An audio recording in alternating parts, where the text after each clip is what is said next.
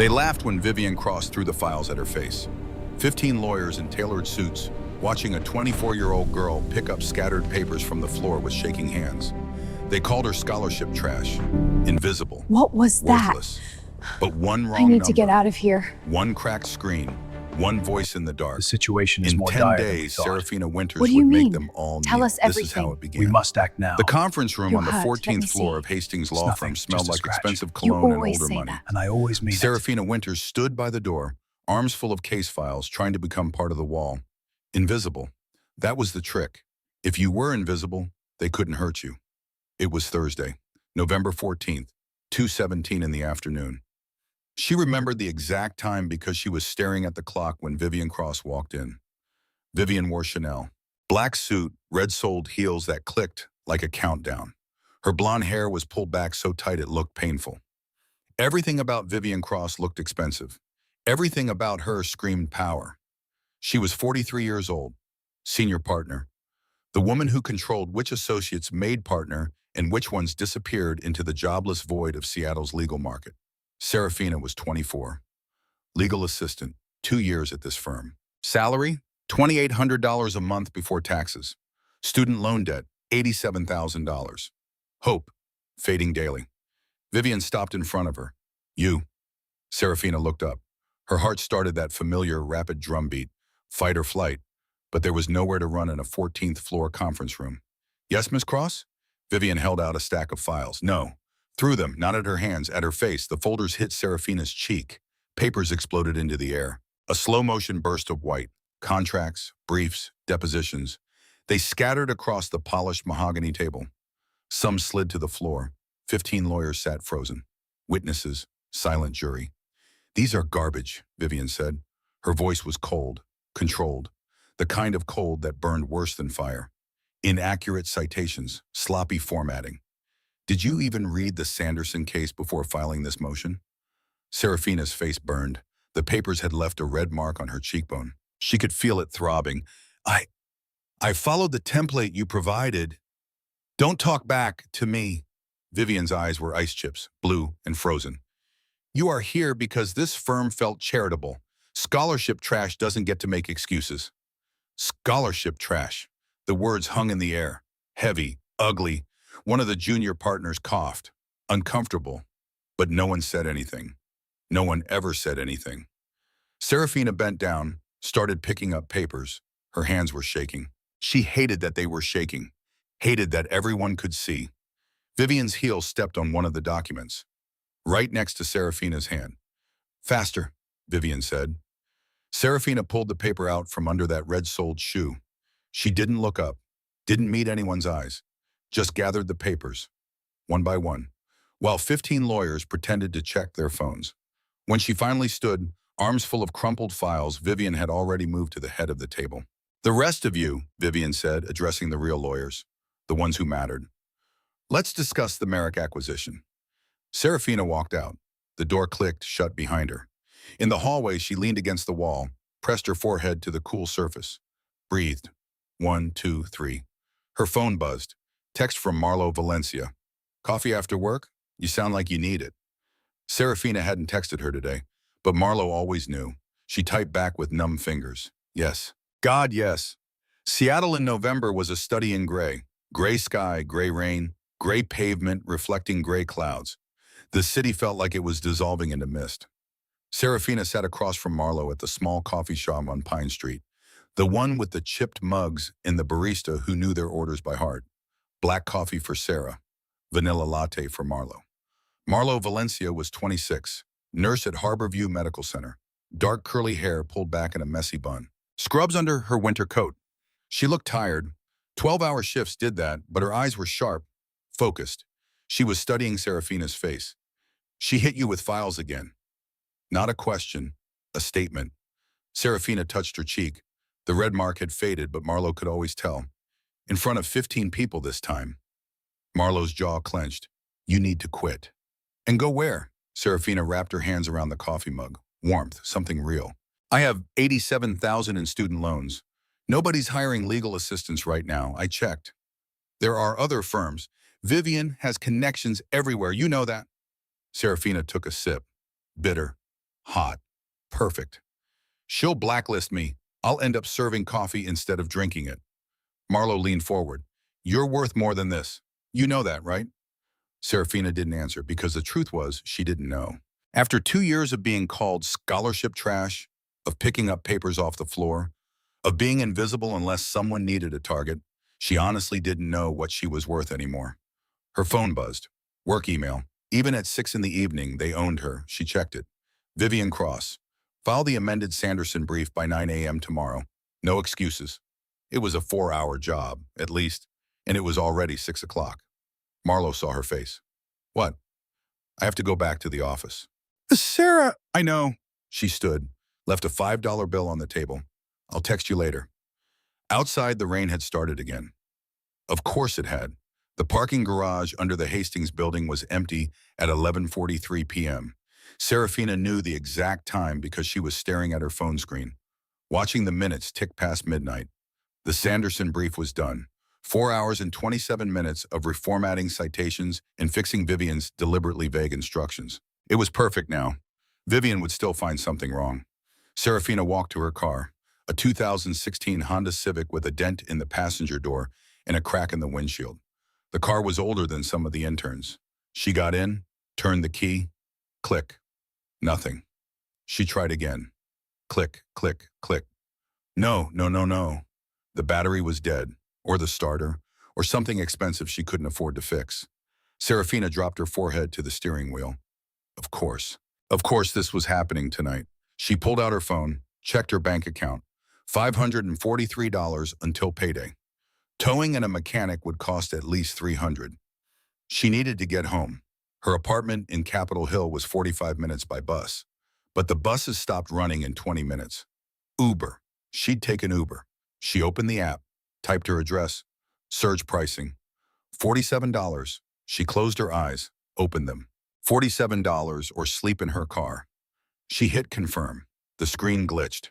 Rain had gotten into the crack that spiderwebbed across the glass. The crack she'd gotten 3 days ago when she dropped it rushing to Vivian's office. The number that appeared wasn't the Uber driver. It looked wrong. Too many digits, a strange area code, maybe international. But she was exhausted, cold, desperate. She pressed call. The phone rang. Not the normal ring, a deeper tone. Like a cello string being drawn slowly across the bow. It resonated in her chest, made her ribs vibrate. Someone answered, not with hello, with a single word. Report. The voice was male, deep, smooth, like aged whiskey, but with an edge underneath, sharp, dangerous. It wasn't a greeting, it was a command, the voice of someone used to being obeyed instantly. Seraphina's mouth went dry. Hello? Is this the rideshare? Who is this? Again, not a question, a demand. I think I have the wrong number. Your name. The temperature in the car seemed to drop. Seraphina could see her breath. I'm sorry, I need to go. Seraphina. She froze.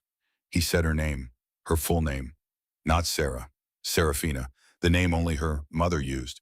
Her mother, who had been dead for 20 years. How do you know my name? Her voice came out as a whisper. You are standing in a parking garage. Level 2, near the southeast stairwell. Your heart is beating 110 times per minute. You are cold. Afraid. Seraphina spun around, looked through the rain-streaked windows. Empty. The garage was empty. Are you watching me?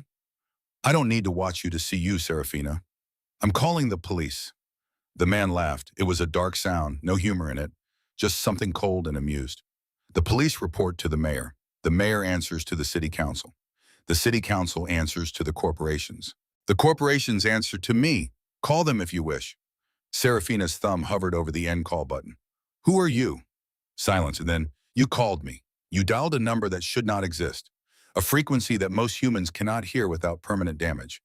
Yet your call connected. That makes you very interesting, Seraphina, or very dangerous. I didn't mean to. Do not hang up.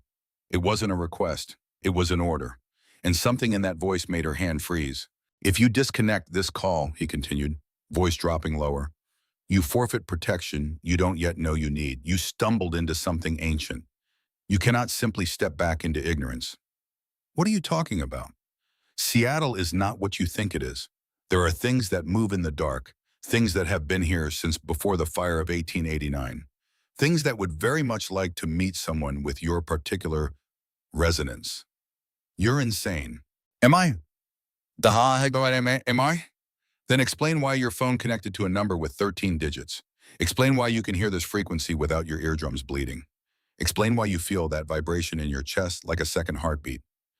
She did feel it, the resonance, like the phone was humming at a frequency that matched something inside her. What do you want from me? Nothing yet. A pause.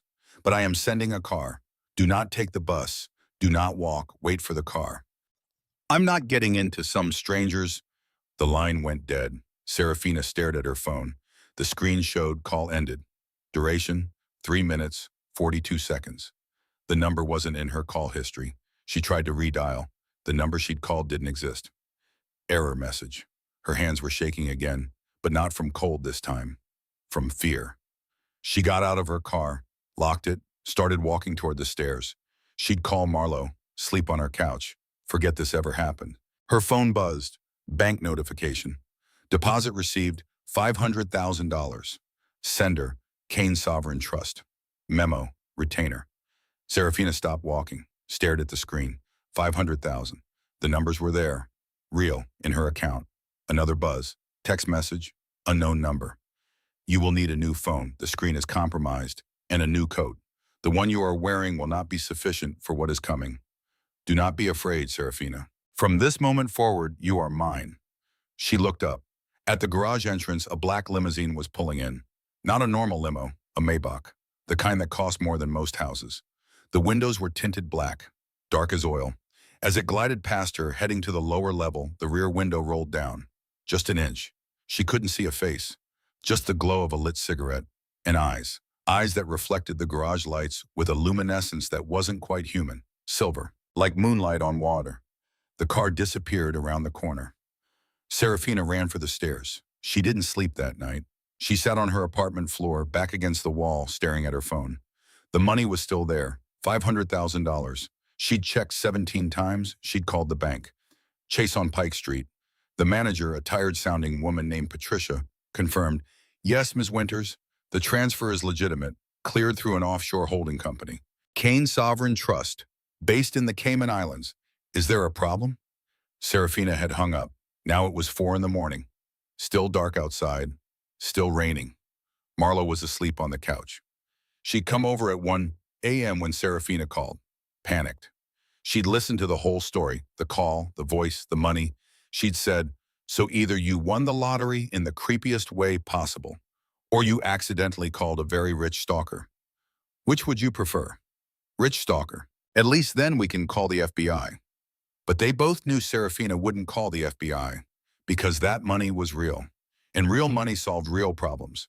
$87,000 in student loans, rent that ate half her paycheck, a dead car battery. $500,000 solved all of that. Saraphina picked up her phone again. Read the text message for the 30th time. "From this moment forward, you are mine." What did that mean? Her phone buzzed. New message. Same unknown number. "You are trying to decide whether to keep the money. Allow me to make this simple. I do not give gifts I expect returned. The money is yours. No strings, no debts. But I would like to meet you properly. Dinner, tomorrow night, 8 p.m.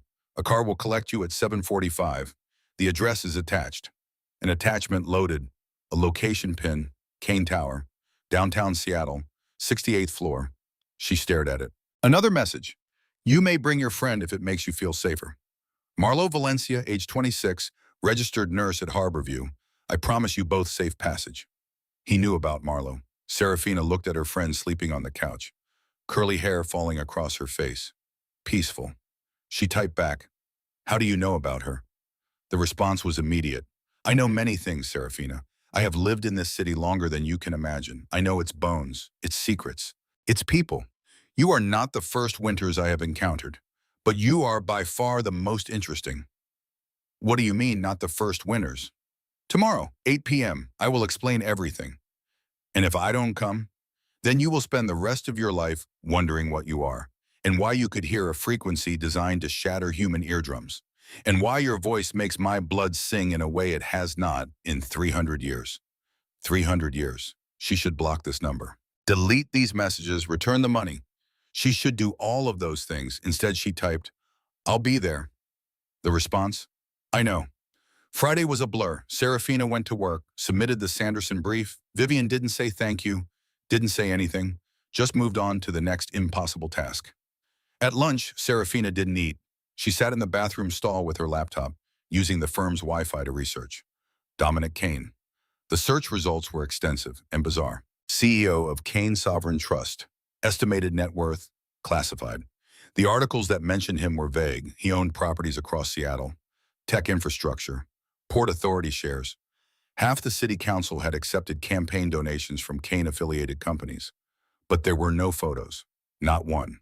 Every article had either no image or a silhouette, a shadow. She tried social media. Nothing. Dominic Kaine had no Facebook, no Instagram, no LinkedIn. She found older articles, historical society records. A Kaine family had been in Seattle since before the Great Fire of 1889. They'd owned timber mills, shipping companies. They'd rebuilt the city after it burned. There was a reference to a Dominic Kaine in a newspaper from 1924. Shipping magnate, but that would make him over 100 years old. Coincidence. Same name. Had to be. She kept digging, found a thread on a Reddit conspiracy board, someone asking about Kaine Tower, why it had no windows above the 60th floor, why deliveries only happened after dark, why employees signed ND, as so strict they bordered on illegal. One comment, "My cousin worked there, quit after 2 weeks, said the place felt wrong, like the air was thicker, colder. She said she never saw the owner, but she heard him sometimes, walking the halls at 3 a.m. Another, Kaine family are vampires. It's an open secret in old Seattle money circles. Don't laugh. Look into the historical records. Every generation, a Dominic Kaine. Same name, same face in the few photos that exist. Some of those photos are 150 years apart." Saraphina closed the laptop. Vampires, ridiculous. Except the voice on the phone, the way he'd known her heartbeat, the eyes in the parham reflecting light like an animal. 300 years, he'd said. She was going to dinner with either a lunatic or something impossible. Marlowe had agreed to come, safety in numbers. But she'd also made Saraphina promise to share her location and text every 30 minutes. Now it was 7:45 p.m. Saraphina stood in front of her bathroom mirror. She'd bought a new dress with a fraction of the deposited money. Simple. Black. Knee-length. She felt ridiculous, like she was dressing for a job interview with death. Marlowe was wearing jeans and a leather jacket. Practical. Ready to run. "You know this is insane, right?" Marlowe said. "I know. We could still not go." "I know. But you want to know." Saraphina met her own eyes in the mirror. "I need to know." A text message. "The car has arrived." They went downstairs. The Maybach was parked in front of her building, black, gleaming. The driver was a massive man in a suit, bald, expressionless. He opened the rear door without a word. Inside, the seats were leather, soft as butter. The interior smelled like rain and cedar and something else, something old. The driver got in, didn't speak, just started driving. Marlowe gripped Saraphina's hand. "If this goes bad, we run, okay?" "Okay." But Saraphina knew deep in her bones that if this went bad, running wouldn't help. They drove through downtown Seattle. The city lights blurred in the rain. Friday night crowds on the sidewalks. Normal people, living normal lives. Saraphina felt like she was leaving that world behind. Kaine Tower was a spike of black glass in the heart of the city. 70 floors, no windows above 60, just as the Reddit post had said. The car pulled into an underground garage. Private entrance. The driver opened the door, gestured to an elevator. They got out. The garage was empty except for a few cars, expensive ones, a vintage Rolls-Royce, a Tesla, a motorcycle that looked like it belonged in a museum. The elevator doors were polished black marble. They slid open silently. Inside, there was only one button, 68. Marlowe pressed it. The elevator rose, fast, smooth. Saraphina's ears popped. "You okay?" Marlowe whispered. "No, me neither." The doors opened. The 68th floor was not an office. It was an apartment. No, a penthouse. The space was massive, floor-to-ceiling windows overlooking Seattle. The city spread out below like a circuit board. Rain streaked the glass. The interior was elegant, minimalist, dark wood floors, leather furniture, and artifacts everywhere. A sword mounted on the wall. Medieval. Crusader era, if Saraphina had to guess. Paintings, old ones. Renaissance-style portraits in heavy frames. Books, shelves and shelves of books, leather-bound. Some looked like they'd been hand-copied before the printing press existed. And standing by the window, looking out at the rain, was a man. He turned. Dominic Kaine. He was tall, 6'2", maybe 6'3". He wore a black suit, tailored perfectly, no tie. The collar of his white shirt was open at the throat. His face was carved from marble. Sharp cheekbones, strong jaw, pale skin that looked like it had never seen sunlight. His hair was black, short, perfectly styled, but it was his eyes that stopped her. Gray, storm cloud gray, deep and old and knowing. He looked 35, maybe 40, but his eyes looked ancient. "Saraphina," he said. His voice was the same one from the phone, smooth, deep, dangerous. "Thank you for coming." He looked at Marlowe. "Miss Valencia, I'm pleased you chose to accompany your friend. It speaks well of your loyalty." Marlowe's hand tightened on Saraphina's. "We can leave whenever we want, right?" Dominic smiled. It didn't reach his eyes. "Of course, the elevator is behind you. You may leave at any moment. I am not in the habit of keeping unwilling guests." He gestured to a dining table set for three. Crystal glasses, silver cutlery, candles. "Please sit. I imagine you have questions." Saraphina found her voice. "That's an understatement." "Then let me begin with the simplest truth." Dominic walked to the table, pulled out a chair for her. "Old-fashioned manners. I am not human. I have not been human for a very long time. And you, Saraphina Winters, are not entirely human either." Marlowe made a sound. "Okay, we're leaving." But Saraphina sat down because she needed to hear this. Needed to understand why her phone had connected to a number that shouldn't exist. Why her chest still vibrated with that strange resonance. Why looking at this impossible man, she felt like she was standing on the edge of a cliff, and instead of backing away, she wanted to jump. Dominic sat across from her. Marlowe reluctantly sat beside Saraphina.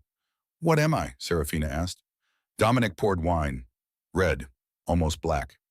"You are what we call a caller, one who can speak the old language, the frequency that existed before human speech, the language of blood and bone, and the things that came before." "Vampires," Marlowe said flatly. "You're saying you're a vampire." "That is one word for it. I prefer the term patron. But yes, I'm what your movies and books describe, with some inaccuracies." He sipped the wine. "Garlic does nothing. Crosses are meaningless. Sunlight is merely unpleasant, not fatal." "And you drink blood," Saraphina said. "Yes. From people. From willing donors. I do not take unwilling blood. It tastes of fear and desperation. Quite unpleasant." Seraphina's stomach turned. "This is insane." "Is it? You heard a frequency that shatters human eardrums. You received $500,000 from a man you've never met. You are sitting in a tower that exists in all public records but has no official occupants. What part of your reality this week has been sane?" He had a point. "Why me?" she asked. "Why did my call connect?" "Because you are a caller. Your bloodline carries the old language in its bones. When you dialed those numbers, when your voice spoke into the frequency, it resonated, it called to me, summoned me in a way. I didn't summon anything. I was trying to call an Uber." Dominic's lips quirked, almost a smile.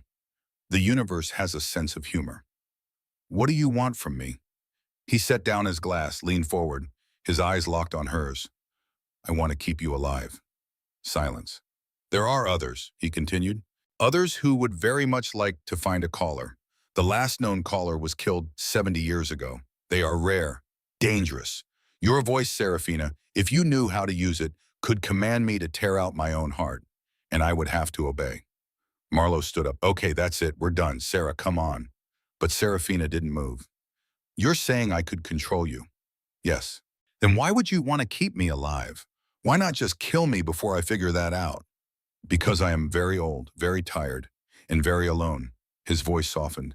For the first time, she heard something vulnerable underneath. "I have lived 347 years. I have built empires, destroyed enemies, controlled this city with an iron fist. And it means nothing. Because I am alone." He stood, walked to the window, looked out at the rain. "When you called me, Saraphina, I felt something I have not felt in a very long time. Connection. Your voice resonated with something deep inside me. Not as a threat, as a possibility." "Possibility of what?" He turned. The city lights behind him made him a silhouette. Dark, powerful. that I might not have to be alone anymore. Seraphina's heart was pounding, not from fear, from something else, something she didn't have a name for. Prove it, she said. Prove what? That I can control you. Prove you're telling the truth. Dominic walked back to the table, stopped in front of her, close enough that she could smell him. Rain and cedar and copper. Give me a command, he said softly. Anything, and I will obey if your intent is true. Seraphina stood, met his eyes, those ancient storm-gray eyes. Kneel, she said. Dominic didn't move. She felt a flicker of disappointment. He was lying. This was all.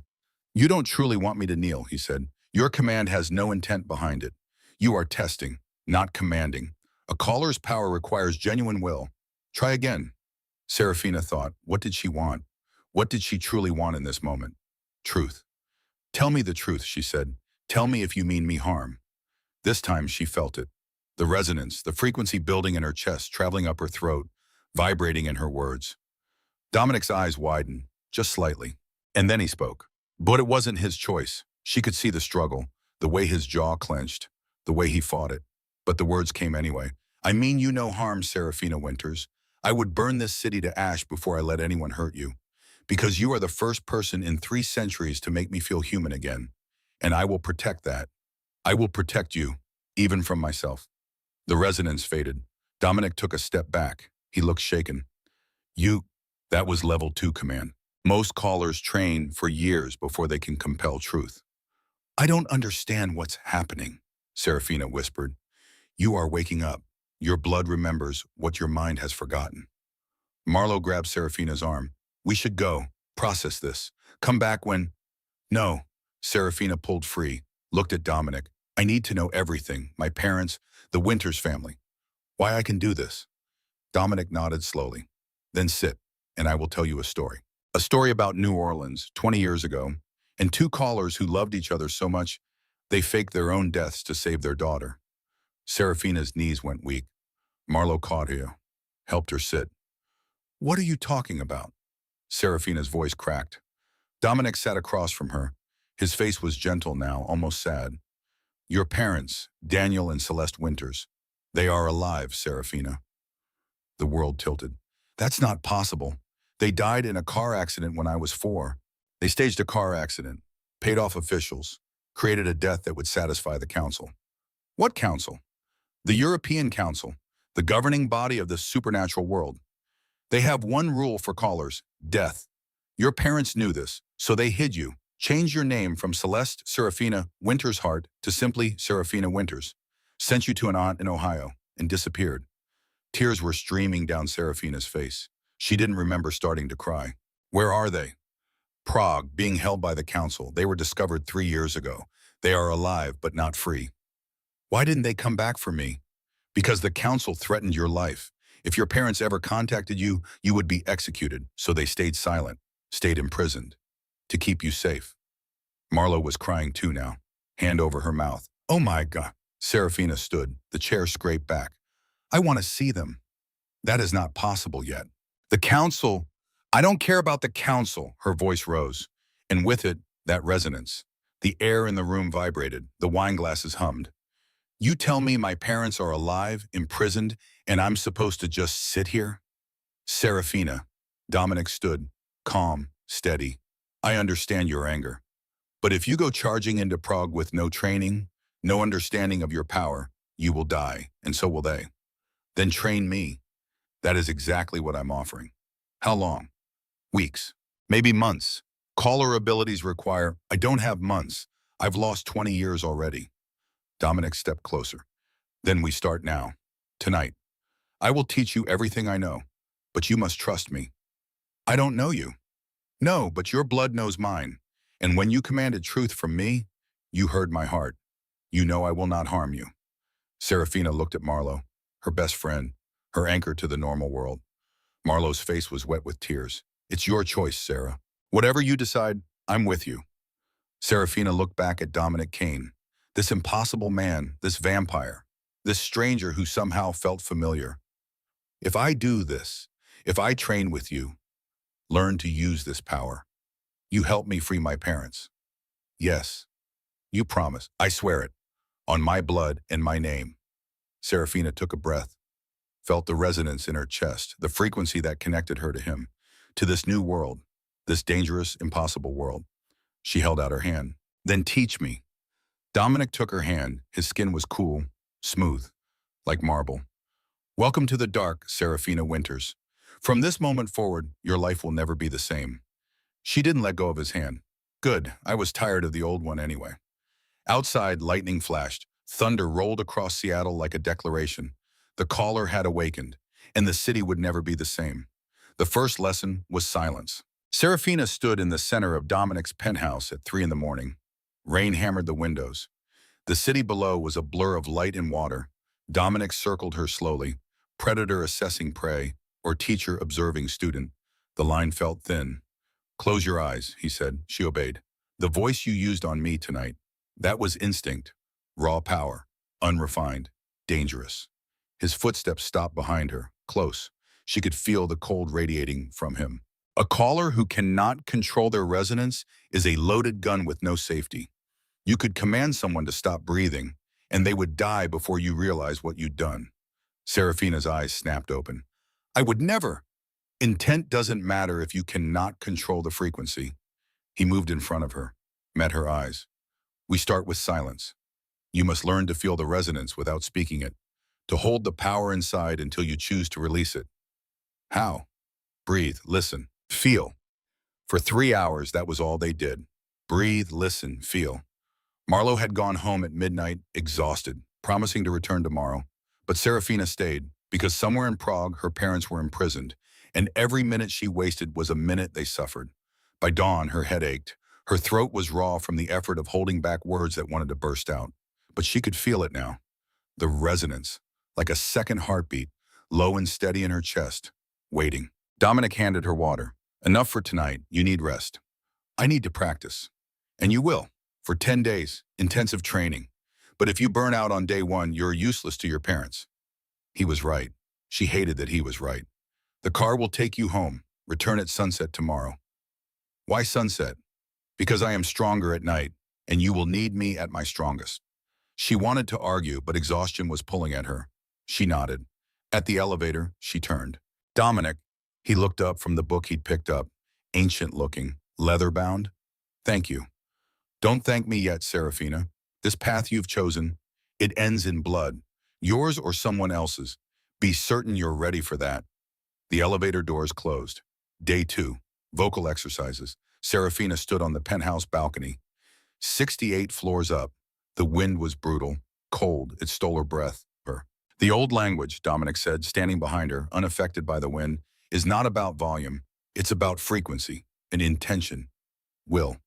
He placed his hand on her back, between her shoulder blades. His palm was cold even through her sweater. Speak, just your name. Seraphina. Again, but feel the resonance. Let it build from here. His hand pressed slightly, right where her lungs expanded. From your core, not your throat. Seraphina. This time something shifted. The word carried weight, substance. The rain around them seemed to pause, just for a fraction of a second. Dominic's hand dropped. Good. Again. They practiced for hours. Her name, simple words, commands without targets. Stop, come, stay, go. Each one she learned to layer with resonance, to make the word more than sound, make it a force. By the end of the session, her voice was hoarse, but powerful. Tomorrow, Dominic said, we tested on a subject. Who? Renfield, my driver. He has volunteered. The huge, terrifying man? He's quite gentle, actually, fond of classical music and gardening. Seraphina couldn't picture that, but then again, a week ago she couldn't picture vampires. Day 3. Level 1 commands. Renfield stood in the center of the room. He was even more massive up close. 6'6", shoulders like a linebacker. But his eyes were kind. Don't worry, miss, he said. His voice was surprisingly soft.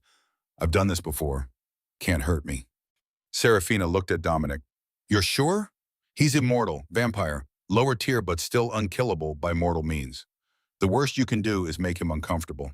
She turned to Renfield, breathed, felt the resonance build. Raise your right hand. She layered it, pushed the frequency. Renfield's hand shot up, fast, involuntary. His eyes widened.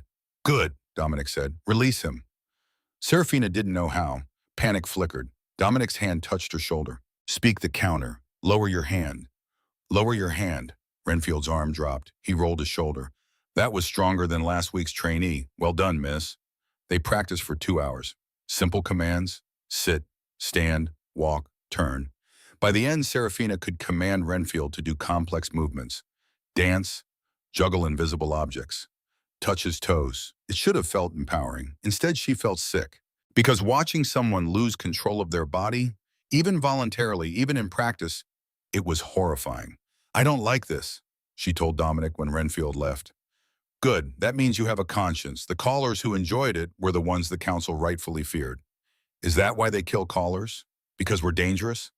Yes, but also because power makes people afraid, and fearful people destroy what they cannot control. Day 5, Level 2 commands. These are harder, Dominic explained. Level 1 is physical, Level 2 is mental, emotional. You're commanding thought, memory, truth. They were in his library, surrounded by books that smelled like dust and time and secrets. Try it on me, Dominic said. What if I hurt you? You won't. I'm old enough to resist if it goes wrong. Trikao. Seraphina faced him, felt the resonance, pushed deeper this time. Tell me your greatest fear. The words left her mouth layered with power. Thick, heavy. Dominic's jaw clenched. His eyes darkened. He fought it. She could see the struggle. Then he spoke, and his voice was raw. My greatest fear is that I will exist for another 300 years, watching everyone I care about turn to dust. Alone, always alone until I forget what warmth feels like. The resonance broke. Silence filled the library. Dominic looked away. That was effective. I'm sorry. I didn't mean to. Yes, you did. You commanded truth, and you received it. He met her eyes again. Vulnerable, open. This is what Level 2 does. It strips away lies, defenses, leaves only raw honesty. Use it carefully.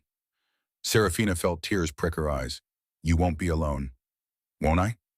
Not while I'm here. Something shifted in his expression, softened. And how long will that be, Seraphina? You're mortal. I'm not. In 60 years, you'll be gone, and I'll still be here, still alone. Then make me like you. The words tumbled out before she could stop them. Dominic went very still. You don't know what you're asking. I'm asking to not die, to have time, to save my parents and learn my power and not have to worry about running out of years. Immortality is not a gift, it's a curse. Says the man who's lived over 3 centuries. Exactly, he stepped closer. I have watched empires rise and fall, watched people I loved grow old and die, watched the world change until I barely recognized it. You think you want forever, but forever is a very long time to be hungry. Hungry? For blood, for warmth, for life. His eyes were intense now, storm gray and ancient. I have not felt warm in 347 years, Seraphina. I have not felt the sun without pain, have not tasted food, have not slept without dreams of everyone I've killed to survive. You want that? I want to matter. I want time to save my parents. I want to not be fragile. Dominic reached out, slowly, giving her time to step back. She didn't. His hand cupped her face, cold fingers against warm skin. You already matter. You are the first person in 3 centuries to command my truth, to make me feel something other than emptiness. Don't throw away your humanity for immortality. It's a trade you'll regret. His thumb brushed her cheekbone, gentle, reverent. Then he dropped his hand and stepped back. Tomorrow, Level 3. Then your training will be complete. He left the room. Seraphina stood there, heart pounding, chin still tingling where he'd touched her. She wasn't sure anymore if she was training to save her parents, or if she was falling for something impossible. Day 7. Everything changed. Seraphina arrived at Kaine Tower at sunset as usual, but Dominic wasn't alone. A man sat in one of the leather chairs. He was younger looking than Dominic, maybe late 20s in appearance. Blonde hair, scarred face. A white line ran from his left eyebrow to his jaw. He wore jeans and a leather jacket, motorcycle boots. Everything about him screamed dangerous. Seraphina Winters, Dominic said. This is Lucian Drake, Alpha of the Cascade Pack. Werewolf. She didn't need to be told. She could feel it. The energy coming off him was different from Dominic's cold power. This was heat, wild, barely contained. Lucian stood, extended a hand. Heard a lot about you. She shook it. His grip was firm, warm, human temperature. From who? From the witch who's been asking about you all over the city. Saraphina looked at Dominic. What witch? Dominic's face was carved stone. Morgana Ash. She knows you exist, and she's looking for you. Fear prickled down Seraphina's spine. Who is she? Lucian sat back down. A very old, very pissed-off witch who has a vendetta against the Kaine family, and who would love to get her hands on a caller. Dominic poured 3 glasses of something dark. Whiskey, maybe. He handed one to Saraphina. She took it, needed it. Morgana has been gathering power for months, Dominic said. My intelligence network reported unusual activity. Shadow creatures, blood magic. But we didn't know her target until Lucian's pack intercepted one of her scouts. Scout? Seraphina's hand shook slightly, whiskey sloshed. Lucian's face was grim. A demon, possessing a homeless man downtown. We caught it asking questions about legal assistance at Hastings' law firm. Specifically about you. The room tilted. She's been watching me? For 2 years, we believe. 2 years, since she started working at Hastings. Wi-Fi. Dominic sat across from her. Because Morgana is patient, she suspected a caller might emerge in Seattle. The frequency patterns, the ley lines, they all pointed here. So she waited, watched. And when you finally called me, she knew. But how? How did she know I'd call you? Silence. Then Lucian spoke. Because someone was feeding her information. Someone close to you. Seraphina's blood went cold. Marlowe? No, she would never. Not Marlowe, Dominic said quietly. Vivian Cross. The whiskey glass slipped from Seraphina's fingers. It hit the floor, shattered. Amber liquid spread across dark wood. What?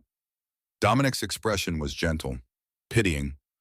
I had my people investigate everyone in your life. Vivian Cross has been receiving payments, $50,000 a month, from an offshore account, traced back to Morgana Ash. Seraphina couldn't breathe. No, that's not. She's just cruel. She's not. She's a spy, Lucian said bluntly. Has been since before you were hired. Morgana planted her at the firm, told her to make your life hell, break you down, make you desperate, so that when the opportunity came, when you accidentally called the shadow line, you'd be vulnerable, easy to control. All those years, the humiliation, the files thrown at her face, the public mockery, it was planned, all of it. Seraphina stood. The room spun. I'm going to kill her.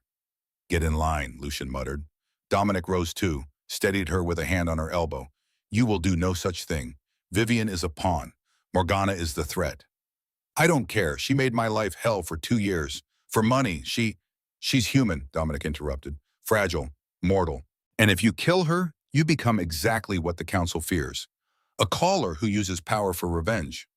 She deserves it. Yes, but you deserve better than becoming the killer. Seraphina pulled away from him, paced. Her mind was racing. 2 years of torment, and it was all fake, all manipulation. What does Morgana want? She asked finally. Dominic exchanged a look with Lucian. Tell me, Seraphina demanded. Resonance crept into her voice. The windows rattled. Lucian whistled low. She's strong. She is, Dominic agreed. Then to Seraphina. Morgana wants you to summon the first one. What is that? An ancient vampire, older than me, older than civilization. There are 7 of them buried beneath the continents, sleeping. If awakened, they would be nearly unstoppable. Why would she want that? Revenge. Dominic's voice was heavy, tired. 100 years ago, I killed someone she loved. My own brother, Adrian. The council ordered his death, and I obeyed. Seraphina stopped pacing. You killed your brother. Yes. Why? Because the council demanded it.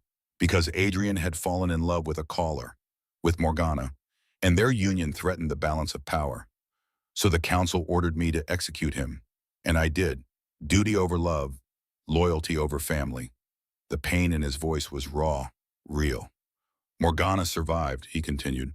Barely. She watched me kill Adrian, and she swore revenge. She turned herself into a witch, studied dark magic for a century, and now she wants to use you to summon the first one. To unleash it on me, on my city, to destroy everything I've built. Can't you just stop her? You're powerful. Not against a witch of her caliber. She has protections, wards. I cannot find her, cannot kill her.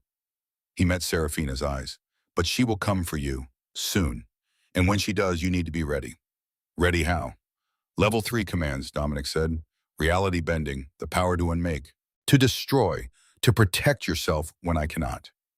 Lucian stood. I have to get back to my pack, but I'll have wolves watching your apartment. Both of you. He looked at Saraphina. Don't go anywhere alone. Morgana's scouts are everywhere. He left. Saraphina and Dominic stood in the broken glass and spilled whiskey. I'm sorry, he said quietly. For what? For bringing you into this. If you had never called me, I'd still be picking up papers off the floor. Still be invisible. Still be living half a life. She stepped closer. Glass crunched under her shoes. I don't regret calling you, Dominic. Even knowing what I know now, I don't regret it. He looked at her. Really looked at her, like he was memorizing her face. You should. Well, I don't. Now teach me level 3, because I'm not going to be Morgana's weapon. I'm going to be her nightmare. For the first time since Lucian's news, Dominic smiled. You already are. Day 8. The video call that changed everything. Saraphina was practicing level 3 commands on inanimate objects, making a glass of water boil with just her voice, freezing it solid, shattering it into dust. Dominic watched, corrected her form, her breathing. Then his phone rang. Not a normal ring, a deep, resonant tone, like a church bell. He looked at the screen. His face went pale, paler than usual. What? Saraphina asked. It's them. Who? Your parents.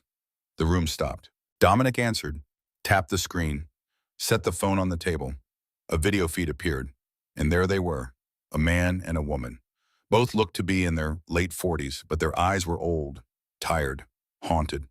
The man had dark hair streaked with gray, kind eyes, a jaw that looked like Saraphina's. The woman had her bone structure, her nose, her mouth, but her hair was lighter, auburn, and her eyes were the same storm gray as the voice on the phone 20 years ago. Saraphina couldn't breathe. Sarah? The woman whispered. Tears streamed down her face. Oh my God, look at you, you're so grown up. Mom? Saraphina's voice cracked. Yes, baby. It's me. It's us. The man, her father, stepped closer to the camera. Hi, sweetheart. You probably don't remember us. You were so little when we left. I remember. Saraphina's cheeks were wet. When had she started crying? I remember you reading to me. Good night, Moon. You did all the voices. Us, Daniel Winters broke. Full body sobs. Celeste wrapped her arms around him. We're so sorry, Celeste said. We're so sorry. We never wanted to leave you. But the council, Dominic told me, Saraphina said, you were protecting me. Yes, but that doesn't make it hurt less, doesn't make it right. Where are you? Prague, in a facility run by the council. We've been here for 3 years. Before that, we were in hiding for 17. Why are they letting you call me now? Silence. Dominic spoke. Because Morgana freed them. 2 days ago, she staged a raid on the facility, killed the guards, opened the cells. Your parents escaped. Hope flared in Saraphina's chest. Then you're free. No, Daniel said heavily. We're not free. Morgana has us. She's holding us in an old castle outside Prague, and she'll kill us if you don't do what she wants. The hope died. What does she want? Celeste looked off camera, at someone Saraphina couldn't see, then back at the screen. She wants you to come to Seattle Underground, alone, tomorrow night, midnight. She says if you don't, she'll kill us. Slowly. Saraphina looked at Dominic. His face was stone. Don't do it, Sarah, Daniel said urgently. Don't give her what she wants. We're already dead. We've been dead for 20 years. Don't throw your life away for the feed cut off, replaced by a different face. A woman, beautiful, ageless, dark hair, violet eyes, sharp features that looked carved from ice. Hello, little caller, Morgana Ash said. Her voice was silk and poison.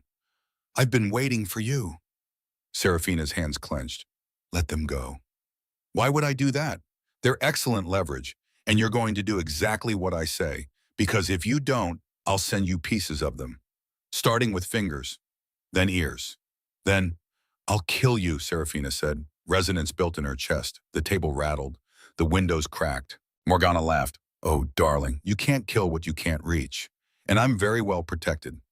Now, tomorrow, midnight, Seattle Underground, the old sunken garden beneath Pioneer Square. Come alone. Bring Dominic, and I kill them. Bring the wolf, and I kill them. Bring anyone, and I kill them. How do I know they're alive? Morgana tilted the camera, showed a dark stone room, chains on the walls, and in those chains, Daniel and Celeste Winters, alive, bloody, terrified. Mom, Dad! Dad! Morgana turned the camera back to herself. Midnight caller, don't be late, and do think about what you're going to summon for me. The first one beneath Seattle is particularly hungry. The call ended. Saraphina screamed. Pure rage, pure grief. The windows didn't just crack. They exploded. Glass showered the room. The wind rushed in, cold, vicious. Dominic grabbed her, pulled her close. Saraphina, breathe, breathe. But she couldn't. The resonance was out of control, unchecked. Furniture rattled. Books flew off shelves. Dominic did the only thing he could. He kissed her. Not gentle, not soft, hard, desperate, a shock to her system. The resonance stuttered, stopped. Saraphina gasped against his mouth. He pulled back, just an inch. Breathe, he said again. Quieter. His forehead pressed to hers. She breathed. The room settled. Glass littered the floor. Papers scattered everywhere. I have to go, Saraphina whispered. I have to save them. It's a trap. I don't care. She'll kill you. Then you'll have one less caller to worry about. Dominic gripped her shoulders. Listen to me. I have lived a very long time. I have seen countless people die. Loved ones, friends, family, and every single time I told myself it was necessary. It was duty. It was survival. But I will not watch you walk into that chamber knowing I could have stopped you. You can't stop me. No, but I can come with you. She'll kill my parents. She'll kill them anyway. This is Morgana. She doesn't forgive, doesn't show mercy. She wants revenge. On me, on everyone I care about. And now that includes you. Saraphina pulled away. I can do this. You trained me. I have the power. Power means nothing without control. And you just shattered 68 floors of windows because you were angry. She flinched. He was right. Then what do I do? She asked helplessly. Dominic cupped her face, both hands, cold against her tear-stained cheeks. You trust me. You let me protect you. And we go together. Because I did not spend 10 days training you to lose you to a witch with a vendetta. But my parents, we will save them. I swear it. But we do it smart, not reckless. Saraphina wanted to argue, wanted to scream that she could handle this alone. But she couldn't. She was 24 years old, a legal assistant turned caller, against a century-old witch with dark magic and a personal vendetta. She needed Dominic. Okay, she whispered. Together. Together, he agreed. He kissed her forehead. Gentle this time, then stepped back. We have 24 hours. We prepare. Lucian and his pack will help. And tomorrow night we go into the dark, and we end this. Saraphina looked at the shattered windows, the destroyed room, the evidence of her power. I'm afraid, she admitted. Good. Fear keeps you sharp, keeps you alive. He tilted her chin up, met her eyes. But you are not alone in this, not anymore. Outside, the city glittered. 68 floors below, people lived their normal lives, unaware of the battle about to begin. Saraphina took a breath, felt the resonance settle in her bones. Tomorrow she would face a witch, would fight for her parents, would either save them or die trying. But tonight, she stood in a broken room with a vampire who looked at her like she was the son he'd been missing for 300 years. And she realized something. She wasn't invisible anymore. She was the storm. Marlowe arrived at midnight, Lucian with her. They'd been together when Dominic's emergency call came through. Saraphina told them everything. The video call, Morgana's demand, the plan. Marlowe's face went white. You're walking into a trap. I know. You could die. I know. And you're going anyway. They're my parents, Marlowe. Marlowe grabbed her hands, squeezed tight. Then I'm coming too. No. Yes, you're my best friend, my sister. If you're walking into hell, I'm coming with you. End of discussion. Lucian stepped forward. My pack will secure the perimeter. Seattle Underground has multiple exits. We'll cover them all. If things go bad, you run. We'll hold them off. You'd do that? Saraphina asked. Risk your pack for me? Morgana killed 6 of my wolves last month, possessed them with demons, and made them tear each other apart. This is personal for me too. Dominic looked at Lucian. Some silent understanding passed between them. We go in at 11:30, 30 minutes early. Catch her off guard. She'll expect that, Lucian said. Yes, but she's arrogant. She'll think she's prepared. She's not prepared for a caller with level 3 commands. They all looked at Saraphina. She felt the weight of their stares, the expectation. I won't let you down, she said. Dominic's eyes softened. I know. They planned through the night, strategies, backup plans, escape routes. By dawn, Saraphina was exhausted, terrified, ready. Marlowe hugged her. Whatever happens, I love you. I love you too.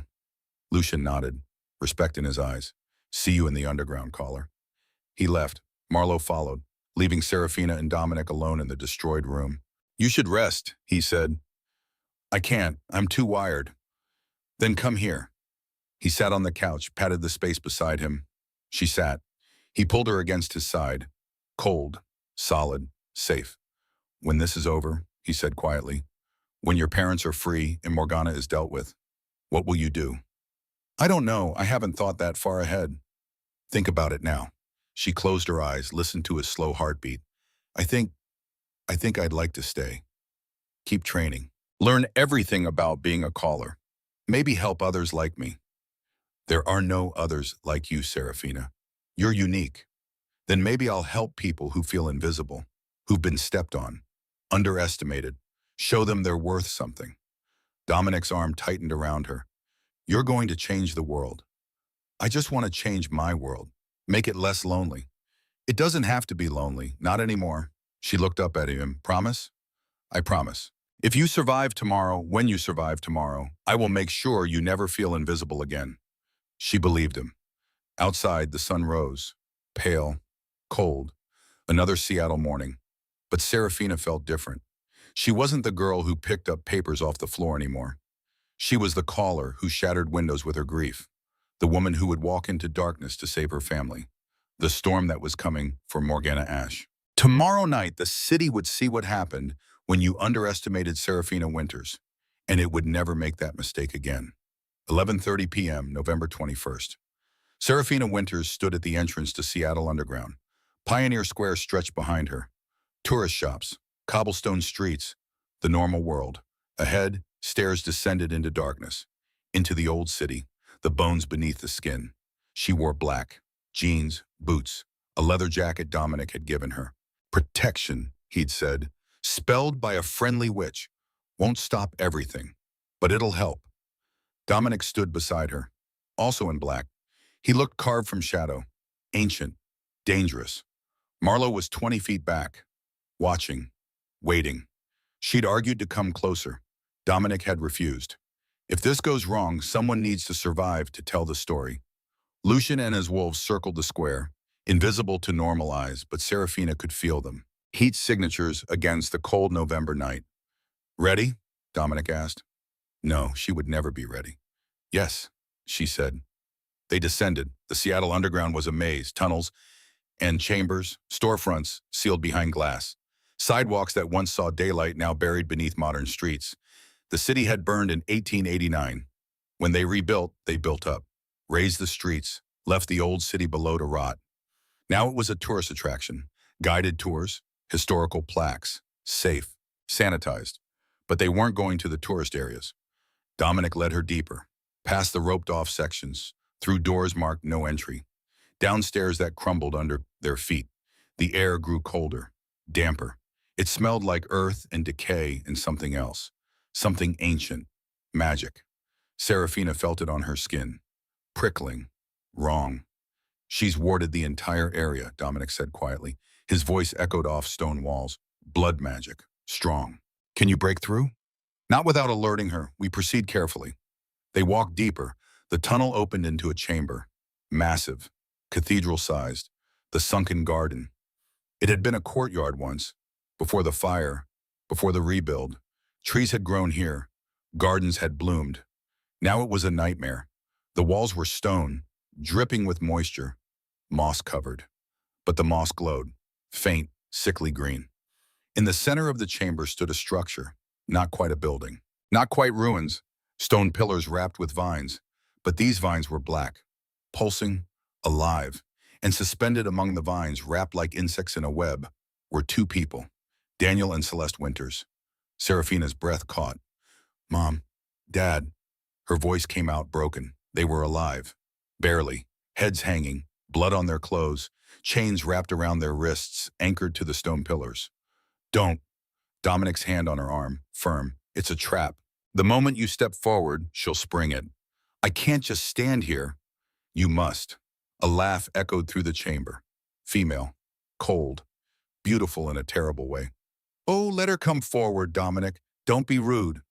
Morgana Ash stepped from the shadows. She was stunning. Osrius. Dark hair cascaded down her back. Violet eyes that seemed to glow. She wore a dress that looked made of shadow. It moved like liquid. Behind her, shapes emerged. Shadow creatures. Dozens of them. Human-shaped but wrong. Twisted. Their eyes were empty voids. And beside Morgana, standing perfectly still, was Vivian Cross. Saraphina's rage ignited. You. Vivian flinched, but said nothing. Her eyes were glassy, unfocused.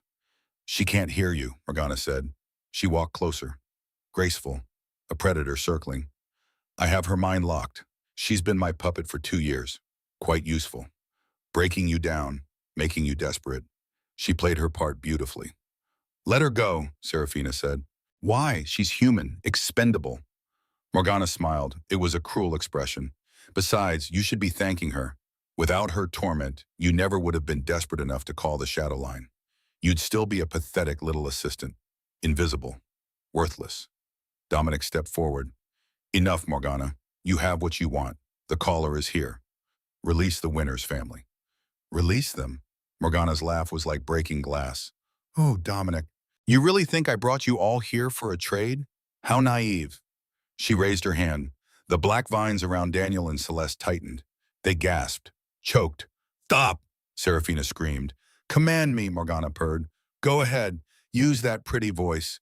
Try to make me obey. Seraphina felt the resonance build, felt the power rising. Release them, she said, layered it, pushed it with everything she had. The command hit Morgana like a physical blow. The witch stumbled, her eyes widened. Then she smiled.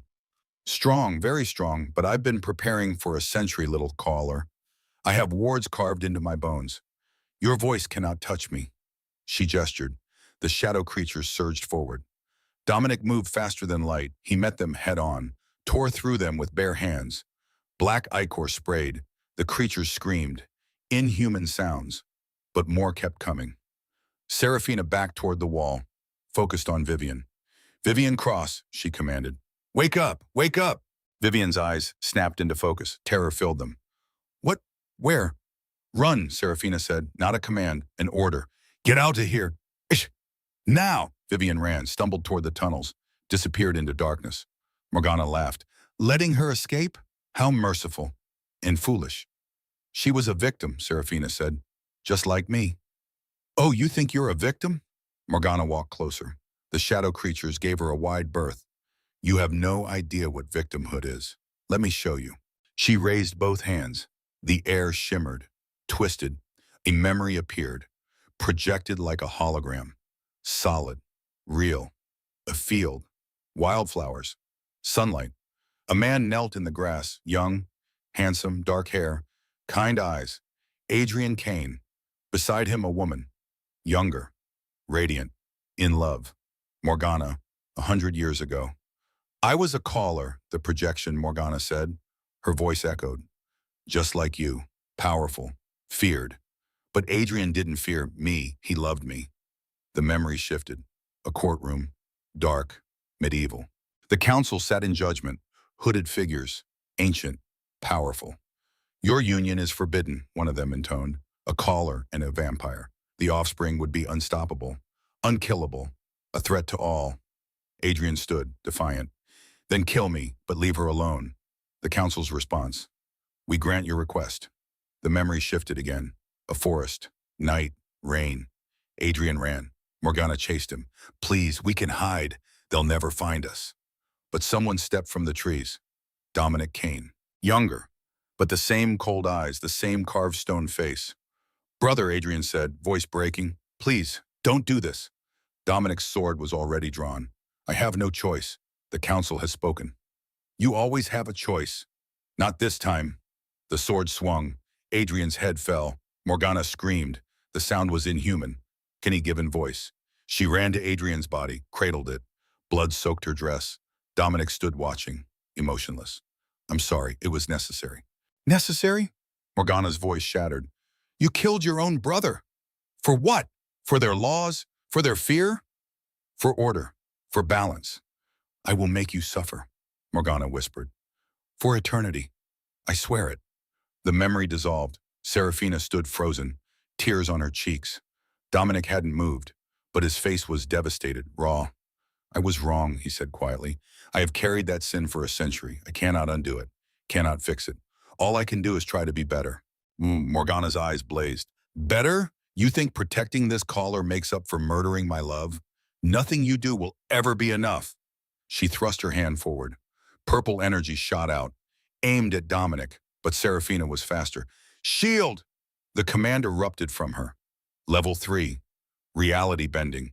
A wall of pure force materialized. Invisible. Solid. The purple energy hit it. Exploded. The shockwave knocked everyone back. Morgana staggered. Impossible. You shouldn't be able to. I'm not your weapon, Saraphina said. Power thrummed in her voice, in her blood. And I'm not going to let you use grief as an excuse for murder. Excuse? Morgana's face twisted. Rage and pain. He took everything from me. I know. Saraphina stepped forward, hands raised, not in threat, in offering. I know what loss feels like. My parents were taken from me for 20 years. I know rage. I know grief. I know wanting revenge. Then you understand? I understand that revenge won't bring Adrian back, won't heal you. It'll just make you into the monster the council feared. Morgana's eyes filled with tears. Purple. Glowing. What else is there? She whispered. Peace, let them go.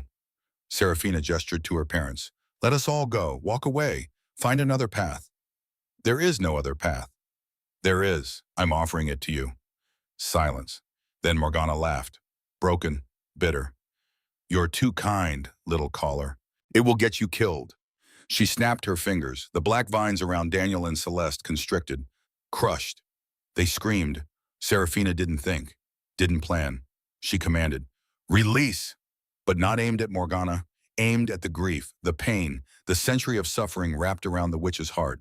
The resonance exploded outward. It hit Morgana like a tidal wave. The witch's eyes went wide, her mouth opened in a silent scream, and the darkness around her shattered. The shadow creatures dissolved. The black vines withered. The purple glow in her eyes faded. Morgana fell to her knees and she sobbed. Real tears. Human tears. I can't feel it anymore. The rage, the hate, it's gone. Saraphina walked to her, knelt beside her, took her hand. It's not gone. It's released. You're free now. Morgana looked at her, and for the first time in 100 years she looked young, vulnerable, lost. What have I done? She whispered. You survived. Now you get to choose what comes next. Morgana pulled her hand away, stood on shaking legs. She looked at Dominic. I can't forgive you. Not yet. Maybe not ever. I don't deserve forgiveness, he said. No, you don't. She turned to Saraphina. But you do. Thank you for showing me there's more than vengeance.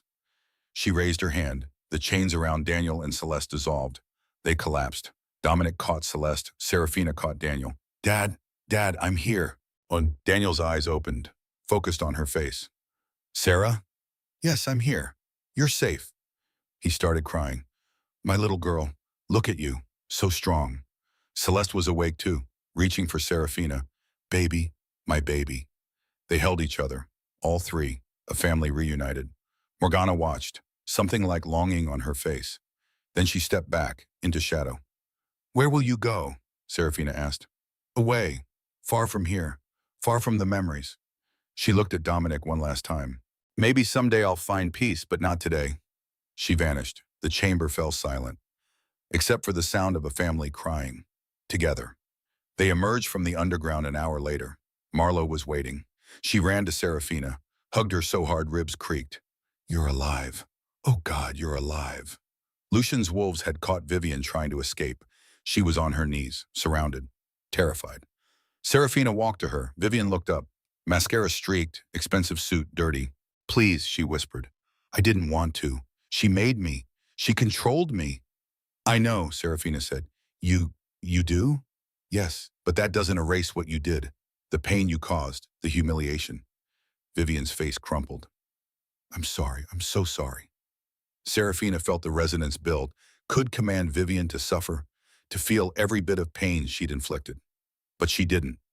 You're going to turn yourself in, she said, calm, firm, embezzlement, conspiracy, everything. You're going to confess. They'll send me to prison. Yes, and you'll serve your time. And maybe someday you'll become someone better than the woman who threw files at people's faces. Vivian nodded, broken, defeated. Lucian's wolves escorted her to a waiting police car. Sirens wailed in the distance. Dominic approached. You could have destroyed her.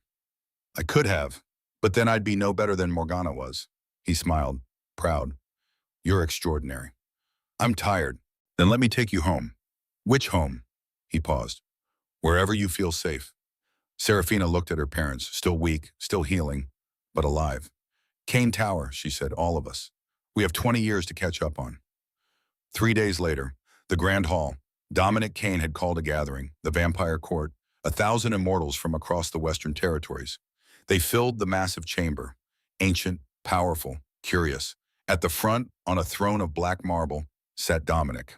Beside him by a second throne, empty. Saraphina stood in the antechamber, waiting. She wore a gown, deep crimson, the color of blood. It fit perfectly. Marlowe had helped her into it. You look like a queen, Marlowe said. I feel like I'm going to throw up. Queens probably feel that way too sometimes. Dominic appeared in the doorway. He wore formal attire, black, severe, regal.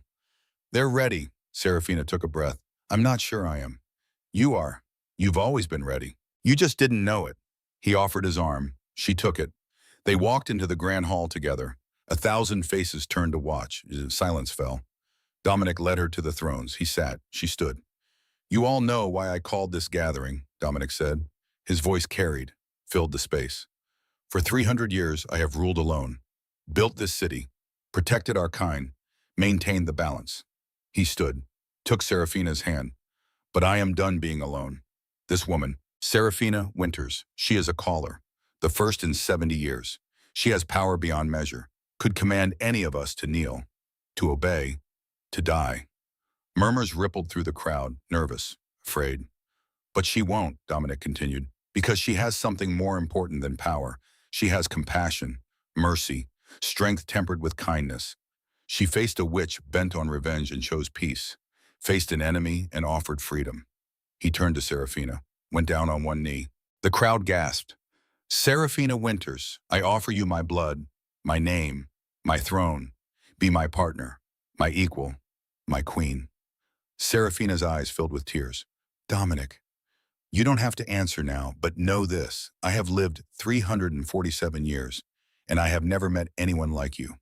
You make me want to be better, to build something new, a court based not on fear but on respect, not on domination but on protection. He pulled a ring from his pocket, black obsidian, silver band. Will you stand beside me? Saraphina looked at the crowd, 1,000 immortals, waiting. She looked at her parents, sitting in the front row. Her father had tears on his cheeks. Her mother was smiling. She looked at Marlowe, who gave her a thumbs up. She looked at Dominic, this impossible man, this vampire who'd killed his brother and carried the guilt for a century, who'd trained her, protected her, looked at her like she was the sun. Yes, she said. He slid the ring onto her finger.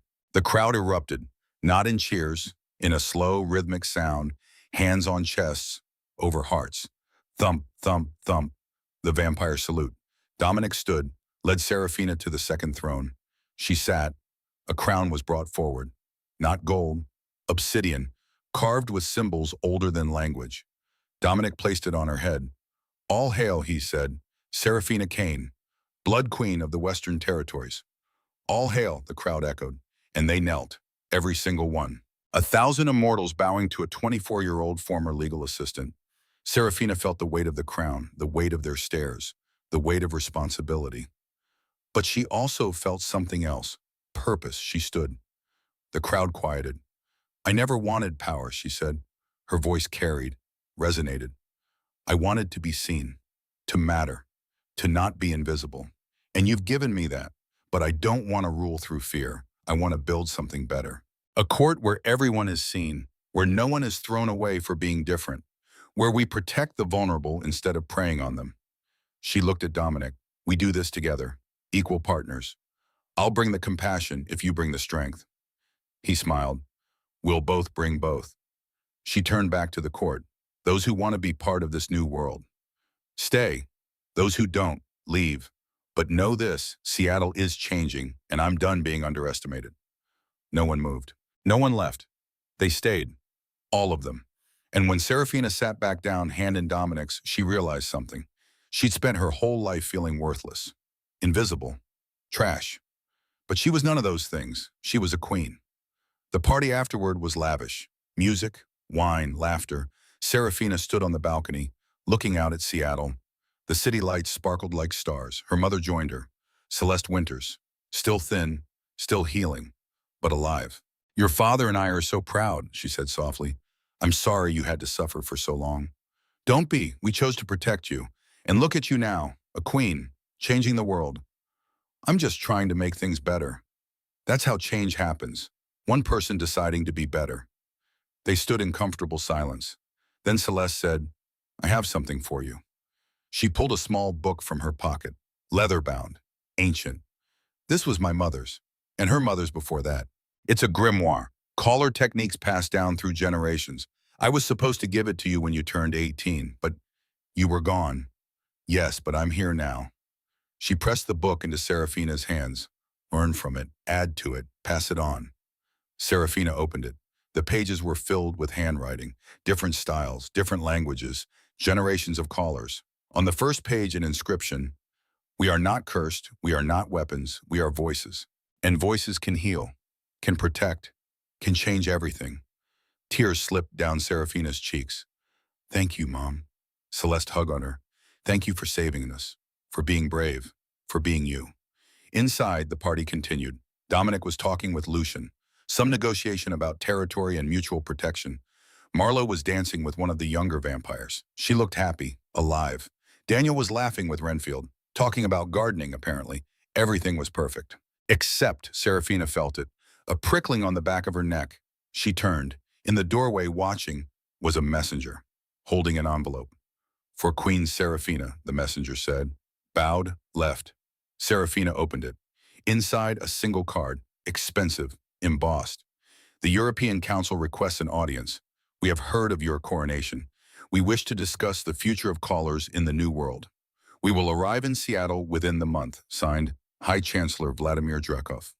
Saraphina's hand tightened on the card. Dominic appeared beside her, right over her shoulder. They're coming, he said. Yes. Are you afraid? She thought about it, about the girl she'd been 3 weeks ago, picking up papers off the floor, invisible, worthless. That girl would have been terrified, but she wasn't that girl anymore. No, she said, let them come. We'll be ready. Dominic smiled, fierce, proud. Yes, we will. He took her hand, led her back inside, to the party, to her parents, to Marlo, to her new life. Saraphina Winters, Saraphina Kaine, looked around the room. At the vampires who'd knelt for her, at the friends who'd fought beside her, at the family she'd thought lost forever. She wasn't invisible. She was the storm, and Seattle would never be the same. The coffee shop on Pine Street looked the same. Chipped mugs, worn tables, the barista who knew orders by heart. But everything was different. Saraphina sat across from Marlo. Same table they'd always used. But now Saraphina wore designer clothes, a ring that cost more than the entire shop. A crown, metaphorical now, but real enough, resting on her head. So, Marlo said, sipping her vanilla latte, Queen life, how's that going? Exhausting, rewarding, terrifying, amazing. All at once? All at once. Marlo grinned. And Dominic? Saraphina blushed. He's wonderful, patient, kind. He teaches me something new every day. And the blood bond thing, you decided? Not yet. The offer stood. Immortality. Forever with Dominic, but also forever hungry, forever cold, forever watching humans age and die. I'm thinking about it, Saraphina said. I have time. Do you? Marlo's voice was gentle. I mean, I'm not rushing you. But girl, you're aging. He's not. Eventually. I know. Saraphina's throat tightened. But I want to make sure it's what I really want. Not just because I'm afraid of dying. Fair. They drank in silence. Then Marlo said, I got offered a job, head nurse. Harbor View expansion. That's amazing. Yeah, but it's full-time, nights. I won't be able to be your bodyguard anymore. Seraphina laughed. You were never my bodyguard. I was totally your bodyguard, but seriously, you'll be okay without me hovering? I have a literal vampire king who hovers enough for both of you. True. Marlowe's phone buzzed. She checked it, smiled. Lucian? Seraphina asked. Maybe. You two are adorable. We're taking it slow. He's immortal. I'm not. We're figuring it out. Sounds familiar. They laughed. Outside, the rain had stopped. Rare for Seattle, sunlight broke through clouds. Weak. Winter sunlight, but light nonetheless. Seraphina's phone rang. Dominic. The council's plane just landed. They'll be at Kaine Tower in an hour. Her stomach tightened. I'll be there in 20 minutes. She hung up, looked at Marlowe. Time to face the music? Time to face the music. They stood, hugged. You've got this, Marlowe said. You're the woman who shattered windows with grief and chose mercy over revenge. Some old vampires from Europe, please. Seraphina smiled. Thanks for everything. Always. Seraphina left the coffee shop. Her driver, not Renfield, someone new, waited by the car. She looked back at the shop, at the normal world she used to live in. It felt like a lifetime ago. She got in the car. At Kaine Tower, Dominic was waiting. So were her parents, Lucian, a dozen of the most powerful vampires in the West. They were assembled in the war room. Strategic. Ready. Chancellor Drakov and his entourage arrived exactly on time. They were ancient, powerful, intimidating, but Seraphina had faced down a witch bent on revenge, had commanded truth from a vampire king, had freed her parents from impossible captivity. She could handle some old politicians. The Chancellor entered, tall, regal, gray hair, eyes like winter. Queen Seraphina, he said, voice accented. Russian, maybe. We meet at last. Chancellor Drakov, welcome to Seattle. They sat. Negotiations began. The council wanted control, wanted callers registered, monitored, limited. Seraphina refused. Callers aren't weapons, she said. Firm, unwavering. We're people, and we deserve freedom. Unchecked callers are dangerous. Unchecked anything is dangerous. But oppression creates monsters. Freedom creates allies. The debate went on for hours. Finally, Drakov leaned back, studied her. You are not what I expected. What did you expect? A frightened girl playing queen, but you are neither frightened nor playing. No, I'm not. He smiled, slight, grudging respect. Very well. We will observe. The Western territories will remain autonomous, under your rule. But if callers become a threat, they won't, not under my watch. We shall see. The council left. When the door closed, Dominic turned to Seraphina. You just told the most powerful supernatural organization in the world to back off. Yes. And they listened. Yes, he kissed her. Deep, proud, full of promise. When they pulled apart, he rested his forehead against hers. I love you, he said. I have lived 347 years, and I have never said those words to anyone. But I love you, Seraphina Kaine. Her heart stopped, started, raced. I love you too. They stood in the war room, surrounded by maps and strategy and the weight of leadership. But for that moment, they were just two people. In love, against impossible odds. So, Dominic said, what now? Seraphina thought about the future, the council, the challenges ahead, but also about the possibilities, the changes she could make, the people she could help. Now, she said, we build something new, a world where people like me aren't hunted, where power is used to protect, where nobody ever has to feel invisible again. Together, always together. Outside, the city hummed, alive, vibrant, changing. And at the top of Kaine Tower, a queen and a king looked out at their domain, not with dominance, with hope. Because Seraphina Winters had learned something in her journey from invisible to invincible. Power wasn't about forcing people to kneel. It was about lifting them up. And she would spend the rest of her life, however long that was, making sure everyone knew they mattered, starting with herself.